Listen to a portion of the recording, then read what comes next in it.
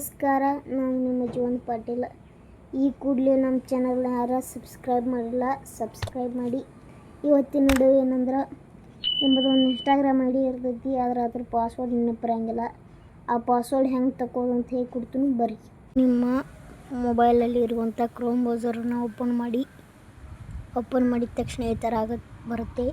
ಇಲ್ಲಿ ಮೇಗೆ 3 ಡಾಟ್ ಇರುತ್ತೆ, ಅಲ್ಲಿ ಕ್ಲಿಕ್ ಮಾಡಿ. ಸೆಟ್ಟಿಂಗ್ ಅಂತ ಇರುತ್ತೆ, ಅಲ್ಲಿ ಕ್ಲಿಕ್ ಮಾಡಿ. ಇಲ್ಲಿ ಗೂಗಲ್ ಪಾಸ್ವರ್ಡ್ ಮ್ಯಾನೇಜರ್ ಅಂತ ಐತಲ್ಲ, ಅಲ್ಲಿ ಒಂದ್ಸಲ ಕ್ಲಿಕ್ ಮಾಡಿ. ಕ್ಲಿಕ್ ಮಾಡಿದ ತಕ್ಷಣ ಇಲ್ಲಿ ಇನ್ಸ್ಟಾಗ್ರಾಮ್ ಐತೆ, ಅಲ್ಲಿ ಕ್ಲಿಕ್ ಮಾಡಿ. 1 ನಿಮಿಷ ಓಪನ್ ಆಗುತ್ತೆ. ಇಲ್ಲಿ ಪಾಸ್ವರ್ಡ್ ಇರುತ್ತೆ